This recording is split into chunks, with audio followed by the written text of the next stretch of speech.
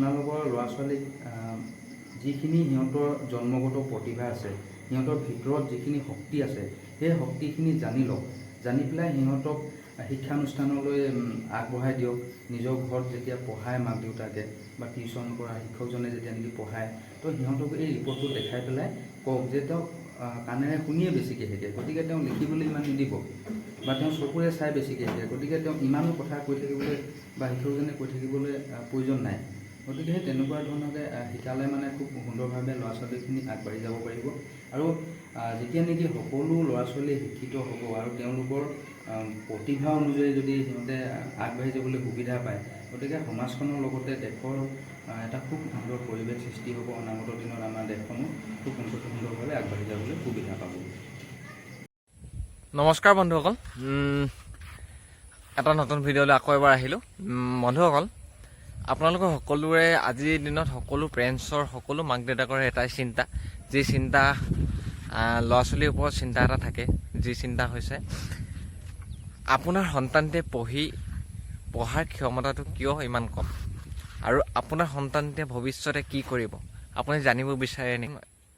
আপোনাৰ শিশুটোৱে কেনেদৰে পঢ়িলে মনত থাকিব, তেনেকুৱা ধৰণৰ প্ৰথমতে ফিংগাৰপ্ৰিণ্ট লোৱা হয়। ফিংগাৰপ্ৰিণ্টৰ সহায়ত 10টা আঙুলি ফিংগাৰপ্ৰিণ্ট লোৱা হয়। ফিংগাৰপ্ৰিণ্টৰ সহায়ত প্ৰথমতে আমি চেক কৰোঁ, ফিংগাৰপ্ৰিণ্টটো এনালাইচিছ কৰোঁ যে ফিংগাৰপ্ৰিণ্টটো কি পেটাৰ্ণ। একচুৱেলি আমাৰ ফিংগাৰপ্ৰিণ্টটো নালাগে, তেওঁ এই ফিংগাৰপ্ৰিণ্টৰ পেটাৰ্ণটোহে লাগে, আৰু তাত কিমানটা ৰেখা ৰিচ থাকে সেইটো লাগে। আৰু এইটো আমাৰ ছফ্টৱেৰ আছে বা আমাৰ যিখিনি মেটেৰিয়েল আছে, তাতে গৈ পেলাই আমি এনালাইচিছ কৰোঁ। এনালাইচিছ কৰি পেলাই এটা ৰিপৰ্ট জেনেৰেট কৰা হয় ছফ্টৱেৰ মাধ্যমেৰে। আমি একেলগত লাগিবই, বুজিছানে?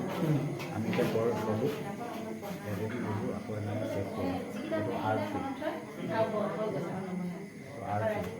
হয়নে?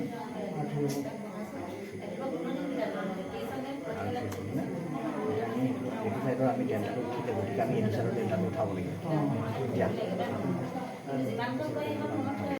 মানে ধৰক এটা ল'ৰা বা ছোৱালী এজনীয়ে যেতিয়া ডাঙৰ হৈ আহে তেতিয়া সকলোৰে এটা এটা সপোন, সকলোৰে এটা এটা এইম থাকে। আৰু ধৰক কিছুমান মাক দেউতাকে সেই এইমটোৰ ওপৰত, সেই ল'ৰাটোৰ এইমটোতকৈ তেওঁলোকৰ এইমটোত বেছি গুৰুত্ব দিয়ে। ধৰক আপোনালোকে গম পাব আপোনালোকৰ সন্তানটি কিহৰ ওপৰত পাৰ্গত, আৰু তেওঁ কিহৰ ওপৰত নিলে তেওঁ জীৱনত ছাকচেছ হ'ব পাৰিব। তেনেকুৱা পদ্ধতি আহিছে যিটো ফিংগাৰপ্ৰিণ্ট গোটেই 10টা আঙুলি ফিংগাৰপ্ৰিণ্ট ল'ব, আৰু সেই ফিংগাৰপ্ৰিণ্টে কৈ দিব আপোনাৰ সন্তানটি কিহৰ ওপৰত পাৰ্গত। তেনেকুৱা ধৰণৰ আজিলৈকে যিমানখিনি কৰিলোঁ, নিশ্চয় বহুত ক্ষেত্ৰত প্ৰথম পৰ্যায়ত তেখেতলোকে ভাবে যে কিনো হয়, বা কিছুমানে কাৰোবাৰ কথা শুনি পেলাই আমাৰ ওচৰলৈ আহে বা ফিংগাৰপ্ৰিণ্টটো দিয়ে। তাৰপিছত যেতিয়া নেকি আমি কাউন্সেলিং কৰি 90ৰ পৰা 95% মিল দেখা পোৱা যায়। আৰু লগতে কিছুমান অভিভাৱকে এনেকৈও কয় যে আপোনালোকে 100% বুলি কওক, ইমানেই ভাল পায় সিহঁতে। গতিকে ধৰক আপোনালোকৰ মাধ্যমেদি যিবিলাকে গম পাব, তেওঁলোকে নিশ্চয় হয়তো কমেণ্ট দিবলৈ চেষ্টাও কৰিব, আৰু দিয়ক, আমাকো উৎসাহিত কৰক। গতিকে আমি সকলোৱে সহায় হোৱাকৈ আমি কামটো কৰিছোঁ। গতিকে সকলোৱে ইয়াৰ ফল লওক।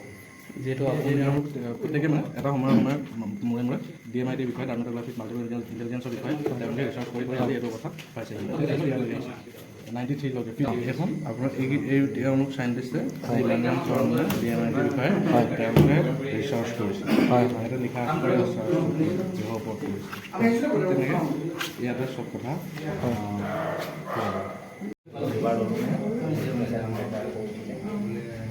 এতিয়া এই ফিংগাৰত তেওঁ এটাই ডেটা আছে,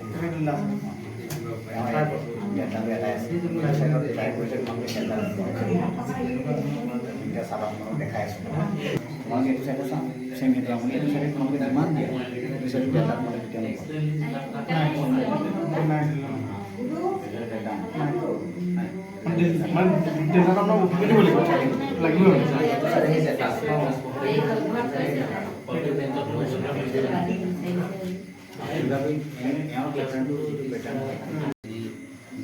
DMIT কনচেপ্ট, সেই কনচেপ্টটো ধৰক 2 বছৰ আগতে আমি পাইছিলোঁ। তাৰপিছত আমি 4জন বন্ধুৱে লগ লাগি পেলাই তো আমি আৰম্ভ কৰিলোঁ। চিলাপথাৰতে প্ৰথম পৰ্যায়ত আমি ফ্ৰীকৈ কৰিছিলোঁ। বিভিন্ন ধৰণৰ ল'ৰা ছোৱালীক আমি পৰীক্ষা কৰি পেলাই তো দেখি পেলাই ভাল পালোঁ, কনচেপ্টটো বহুত ভাল লাগিলে। ভাল লগাৰ পিছত আমি অসমৰ বিভিন্ন ঠাইত আমি চেণ্টাৰ খুলিবলৈ আৰম্ভ কৰিছোঁ। আৰু ইয়াৰ পৰা মাক দেউতাকৰ লগতে ল'ৰাজনৰ ভৱিষ্যত খুব সুন্দৰভাৱে তেওঁলোকে আগবাঢ়ি যাব পাৰিব ভৱিষ্যত। এনজিঅ' আছে, সেই এনজিঅ'ৰ আণ্ডাৰত আমি ইউনাইটেড স্কিল নামৰ এটা অৰ্গেনাইজেশ্যন খুলি সেই অৰ্গেনাইজেশ্যনৰ সহায়ত আমি বাচ্ছাবিলাকৰ বা প্ৰতিজন মানুহে কৰিব পাৰে DMIT কৰে, মানে মাল্টিপল ইণ্টেলিজেঞ্চ টেষ্ট কৰা লগতে মিলিটাৰী ইনকিউবেশ্যনৰ কাৰণে কিছুমান ৱৰ্কশ্বপ কৰা হয়। তো সেইটো কাৰণে আজি আমি মৰাণতো ইয়াত আমাৰ ভাইটি দীপক চাংমাই সেই তেওঁলোকৰ লগতে আমি ইয়াত সহযোগত আমি মৰাণতো আমি কাম কৰিব কাৰণে ধন্যবাদ। টেষ্ট লোৱা হয় আৰু যিটো ফিংগাৰপ্ৰিণ্টৰ সহায়ত আমি সন্তানটি বা ল'ৰা বা ছোৱালীজনী আমি মনোভাৱটো বা তেওঁৰ মনোযোগটো কেনেকুৱা ধৰণৰ বা কোনটো দিশত তেওঁ বেছি আগ্ৰহ আছে সেই সকলোবিলাক কথা এটা ৰিপৰ্টৰ সহায়ত আমি দিব পাৰোঁ। আৰু এনেকুৱা এটা ইমান সুন্দৰ কৰ্ম আমি ইয়াত মৰাণত প্ৰতিষ্ঠা কৰিবলৈ পাই সঁচাকৈ সুখী হৈছোঁ। হেড অফিচটো আছে আমাৰ চিলাপথাৰত। আমাৰ মৰাণলৈ আহিছে পৰাগ সন্দিকৈ আৰু দীপক চাংমাইৰ উদ্যোগত। খুব হ'ল যদি আপোনালোকে মোৰ কথাবোৰ বুজি পোৱা নাই তেন্তে মই কণ্টেক্ট নাম্বাৰ দি দিম। কণ্টেক্ট নাম্বাৰ ফোন কৰি আপোনালোকে সকলো তথ্য জানিব পাৰিব।